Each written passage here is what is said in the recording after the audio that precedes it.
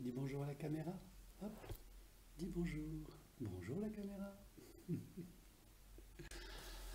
Bonjour, soyez les bienvenus sur notre chaîne YouTube ou odyssée.com pour visualiser, auditionner les près de 500 audios, conférences, méditations, séances d'hypnose gratuitement sur notre chaîne odyssée.com sans les publicités. Donc aujourd'hui nous sommes sur la capsule 51, nous sommes le 7 avril 2021. Et je souhaite répondre à une question qui m'a été faite concernant les voyages astraux ou voyages astral. Alors avant de partager avec vous mon expérience, j'aimerais vous expliquer que c'est un phénomène que j'ai eu beaucoup de mal à comprendre, intellectuellement parlant, et que j'ai souvent confondu avec les rêves lucides ou les rêves, je dirais, très réalistes. Alors, le rêve lucide, si vous ne le savez pas, consiste simplement à prendre conscience durant votre rêve que vous êtes en train de rêver et que vous pouvez même interagir avec votre rêve, modifier sa finalité, modifier l'environnement ou carrément changer de rêve. Donc ça, c'est une forme très intéressante où la conscience observe le fonctionnement du mental et décide d'interférer. Donc c'est une forme de supraconscience qui est toujours liée à la sphère mentalo-consciente et qui vous permet d'interagir dans ces rêves. Alors bien sûr, il y a les rêves de nettoyage, il y a les rêves qu'on oublie, et il y a les rêves qui sont, je dirais, des rêves signifiants, des rêves messagers, qui nous font sortir au petit matin avec une émotion très forte, positive ou négative. Et parfois, nous avons ce qu'on appelle des rêves intuitifs ou prémonitoires. Et bien évidemment, comme je le dis toujours à mes clients, pensez à noter vos rêves les plus forts sur un cahier avec la date, de manière à ce que si jamais ce rêve se réalise plus tard, vous puissiez vraiment prendre conscience que le rêve prémonitoire existe et que vous êtes sensible et que vous avez peut-être la capacité de développer ces rêves prémonitoires pour vous ou votre entourage. Donc maintenant parlons du voyage astral comme ça m'a été demandé. Alors le voyage astral, pour moi, ça a été pendant longtemps une croyance. J'ai vu beaucoup d'interviews, de conférences, des témoignages d'amis aussi, qui me donnaient envie de vivre cette expérience. Et c'était un désir de mon mental, de mon ego, que de vouloir un jour vivre cette expérience du voyage astral. Alors bien sûr, il y avait des stages, il y a des livres magnifiques qui ont été écrits sur le sujet. Et malgré toutes ces années d'apprentissage et de connaissances, je n'ai jamais vécu de voyage astral. Jusqu'au jour où il m'est arrivé, effectivement, de tomber sur un livre mieux écrit que les autres. Si ça vous intéresse, je vous donnerai les coordonnées de ce livre dans les commentaires. Et ce voyage astral, je l'ai vécu de manière inattendue, simplement parce que j'avais lu ce livre, en tout cas quelques chapitres, et je l'avais oublié. Donc 15 jours, 3 semaines après la lecture de ce livre, eh bien, une nuit, je me suis réveillé sans me réveiller. Alors c'est très compliqué à expliquer, mais mon corps dormait, mon mental dormait, mais ma conscience, elle, était éveillée. Donc j'avais le sentiment qu'une douleur très importante au niveau de la cage thoracique m'avait réveillé, alors qu'en fait non, je continuais à dormir, mais j'avais quand même conscience de cette douleur. Donc en fait c'est un peu comme si mon cœur s'était emballé et battait à plus de 120 pulsations minute alors que j'étais allongé et que je dormais. Donc conscient de cette accélération, de cette douleur et du fait que mon corps était totalement paralysé, il m'était impossible de le bouger par la volonté, j'ai pris peur et j'ai cru que j'étais en train de faire un arrêt cardiaque en plein sommeil. Jusqu'à ce qu'à un moment, je me rappelle de ce que j'avais lu dans le livre 15 jours, 3 semaines avant, où l'un des témoins expliquait exactement ce que j'étais en train de vivre, un sentiment d'emballement cardiaque et un sentiment de mort imminente. Donc j'ai tout de suite calmé le jeu, j'ai laissé la douleur s'installer, j'ai laissé mon cœur s'emballer, en tout cas ce que je croyais être l'emballement de mon cœur, et je me suis rappelé que dans le livre, il donnait un conseil qui consistait à appuyer avec les mains sur le matelas pour pouvoir sortir de son corps.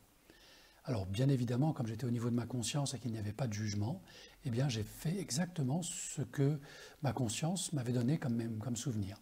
Et je me suis appuyé avec des mains d'énergie, on va dire, des mains imaginaires, pour sortir de mon corps en prenant vraiment conscience que je sortais d'une enveloppe corporelle. Et à ce moment-là, il s'est passé quelque chose de très étrange. J'ai eu la sensation de m'élever au-dessus de mon corps à quelques centimètres et de glisser. Et avec cette sensation de glissement de mon corps, j'ai vu des étincelles, des millions d'étincelles, jusqu'à ce que d'un seul coup, hop, je sois aspiré vers l'arrière et que je m'observe en train de dormir dans mon lit.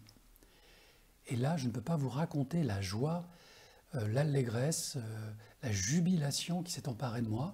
J'étais là et je regardais mon corps dormir et pourtant j'étais là, conscient, parfaitement conscient. Et quelques instants après, j'ai continué à glisser, donc je suis sorti de ma chambre et je me suis retrouvé dans mon salon.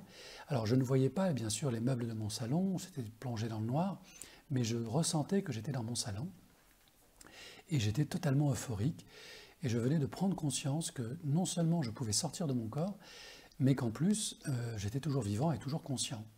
Donc ça a été pour moi une rupture de paradigme violente, mais agréable en même temps, libératrice.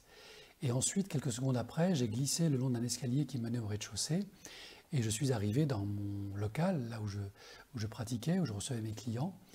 Et là, pareil, j'ai vu une espèce d'environnement orangé tout autour de moi, une lumière orangée que je n'ai pas compris. Et j'ai voulu donc consciemment, à ce moment-là, sortir de mon local et aller dans la rue. Et au moment où j'ai eu ce désir-là, je me suis inquiété de mon corps, comme si j'allais abandonner mon corps. Et cette petite inquiétude m'a instantanément ramené au-dessus de mon corps. Ce qui fait que quelques instants avant, j'étais dans mon local, au rez-de-chaussée, et d'un seul coup, j'ai été aspiré, comme appelé par mon corps, et je me suis retrouvé juste au-dessus. Et là, une autre inquiétude est arrivée, et j'ai senti que mon corps astral entrait de nouveau dans mon corps physique, et j'avais qu'une seule obsession, c'était de rentrer parfaitement. C'est-à-dire que je faisais très attention que mes doigts soient parfaitement ancrés dans mes doigts physiques et que rien ne dépasse, car j'avais très peur d'être dissocié au réveil.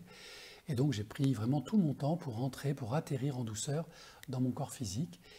Et bien sûr, une fois que je suis rentré dans mon corps physique, j'ai retrouvé les sensations de mon corps physique, la douleur du cœur et de la cage thoracique avait disparu, et je me suis rendormi et j'ai continué ma nuit.